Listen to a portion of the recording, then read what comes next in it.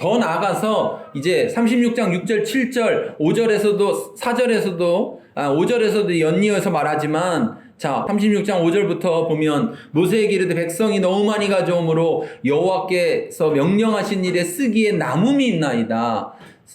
모세가 명령을 내리매 그들이 진중에 공포하여 이르되 남녀를 막론하고 성소에 드릴 예물을 다시 만들지 말라 하며 백성이 가져오기를 그치니 있는 재료가 모든 일을 하기에 넉넉하여 남음이 있었더라. 어떤 분들이 이런 말씀 하시더라고요. 하나님은 필요한 거를 꼭 채우시더라. 그런데 저는 그 꼭 채운다는 말이 딱 채운다는 말이 아니길 바랍니다. 성경에 보면 하나님은 풍성이 남도록 채우셨지 딱 맞게 채우시지 않더라는 거예요. 여러분 광야에서 5,000명이 먹을 때 5,000명이 딱 맞게 먹고 남았나요? 안 남았나요? 남았다라는 사실이에요. 남았다는 사실. 여러분 하나님 만나를 내리실 때 이스라엘 백성이 먹을 수 있는 만큼 딱 맞춰서 줄 수 없었을까요? 그런 지혜가 부족하셔가지고 계산을 잘못해서 넉넉하게 주시는 걸까요? 아니라는 사실이에요. 하나님은 풍성한 하나님 부족함이 전혀 없는 하나님이라는 사실입니다. 하나님의 일을 할 때 남아야 합니다. 하나님의 일을 할 때 부족함이 없이 준비되어져야 하는 것입니다. 그런데 하나님의 일을 우리가 동참해서 하나님이 이끌어 가실 때 그런 일이 벌어집니다. 그런데 우리가 할 땐 그런 일이 벌어지지 않는다는 사실이에요. 자기 중심으로 하게 될 때 하나님이 그런 풍성함을 경험하지 못한다는 사실이에요. 그런데 하나님 중심으로 하나님을 따라가게 될 때 하나님이 그 공급하시면 풍성하게 된다는 사실입니다. 지난 복음학교를 하고 났는데요. 복음학교 때 이렇게 말씀으로 새롭게 되고 은혜 받고 깨달았다고 감동을 받으셔서 이렇게 우리 복음학교 밴드가 있습니다. 그 복음학교 밴드에 글들을 올리셨는데 이제 목회자분들도 여러분 계시는데 목회자분들이 막 은혜 받고 감사하다고 이렇게 이제 하나님 앞에 감사의 글들을 올리셨어요. 근데 이제 우리 김지혜 사모님 아버님 어머님이 참석을 하셨어요. 목사님 사모님이 참석하셔서 동참하셨는데 우리 사모님은 한 1년 전서부터 이렇게 복음학교에 또 기도학교에 이렇게 참석을 하셨었어요. 근데 이제 어제 사모님 통해서 이렇게 얘기 들으니까 사모님께서 김재 사모님 얘기하는데 어머니께서 이렇게 간증한 얘기를 이렇게 하시는데 뭐냐면 저를 처음 와서 이렇게 저를 만나셨을 때 경제적으로 굉장히 어려우셨거든요. 경제적으로 굉장히 어렵고 그 경제를 채워가느라고 너무너무 힘드셨다고 얘기했어요. 근데 이제 제가 그때 하나님의 재정 원칙에 대해서 알려드렸고 하나님이 이끌어가는 그런 재정의 삶을 사실 때 그때 이 모든 게 풀어집니다. 그러면서 저희 가정 얘기를 해드렸어요. 그리고 하나님은 성경에 이렇게 말씀하신 대로 하십니다. 근데 사모님이 그걸 열심히 그 하나님의 방식대로 살아가려고 그렇게 하나님 앞에 열심히 나아가셨어요. 근데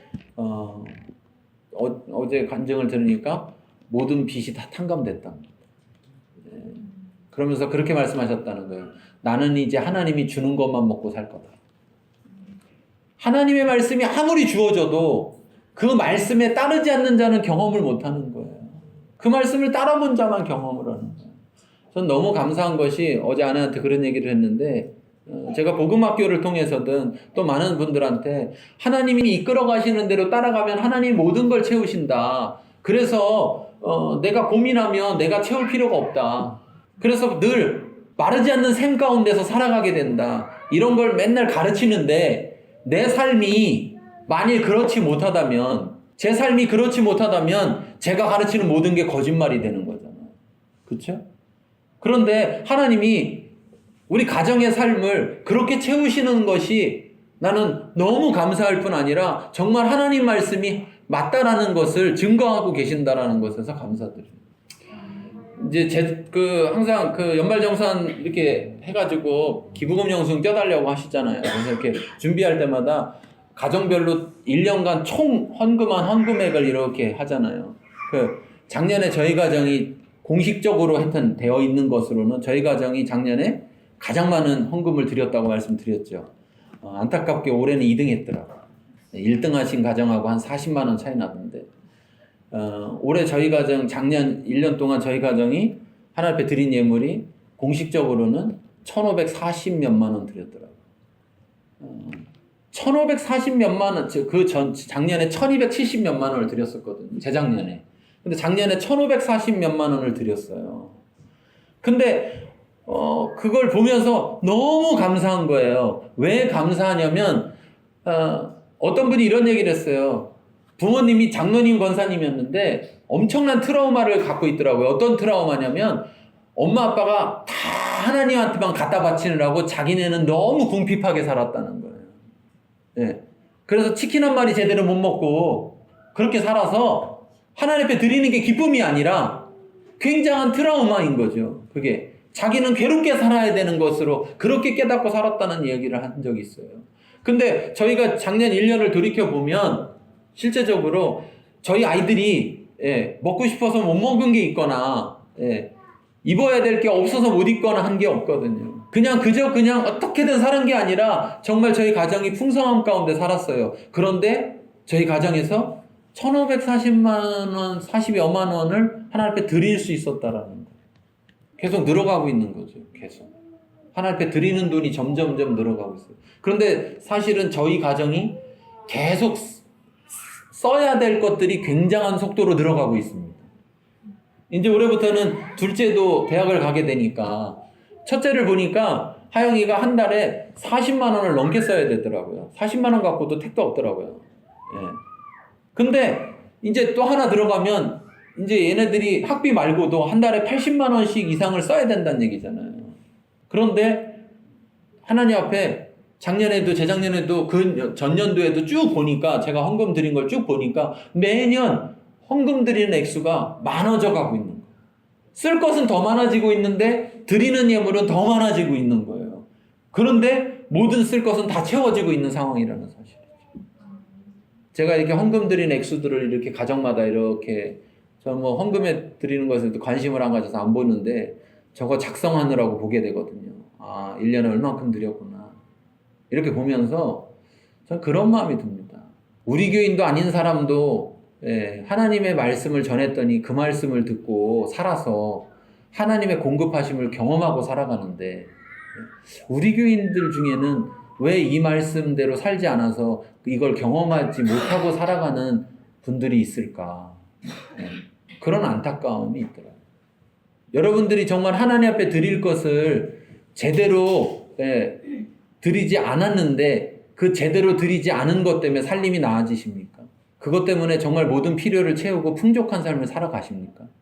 제가 볼 때는 아니에요. 그렇다면 여러분이 그걸 경험했다면 바꾸십시오. 하나님이 하시도록 바꾸십시오. 하나님이 하시도록. 여러분 저희 가정이 한 달에 버는 돈이 얼마겠습니까? 제사료비 뭐 여러분 다 아시잖아요. 얼마 받는지. 저희 아내가 뭐 일을 한다고 해서 우리가 그런 얘기를 했어요. 한 사람 버는 거는 다 드린 거나 마찬가지네. 이런. 그렇다면 하나님이 일을 시키신 이유는 돈을 벌어서 우리 가정의 필요를 채우고 살아가라고 돈을 벌게 하신 게 아니거든요. 결국 하나님의 일에 동참할 수 있도록 하기 위해서 하셨다는 이야기예요. 저희 가정이 그렇게 했다면 여러분 하나님이 저희 가정은 목사니까 그렇게 해줄까요? 아니요. 절대 그렇지 않습니다. 여러분 수많은 목사님들이 설교하면서 하나님은 풍성한 하나님이라고 말하지만 수많은 목사님들이 궁핍한 가운데 살아가고 있고 그래서 굉장히 괴로워하고 힘들어하는 수많은 목사님들이 있어요. 목사라서 그렇게 해주는 게 아니라 누구든 자원하여 하나님의 말씀대로 순종하고 하나님께 맡기고 따라오는 자에게는 하나님이 채우시는 것들을 경험하게 하신다는 사실이에요. 그것도 여기 말씀한 것처럼 남도록 넉넉하게 채우시는 하나님의 역사가 일어난다는 사실이에요. 여러분이 여러분 스스로 여러분 삶을 책임지는 삶을 살아보셨습니다.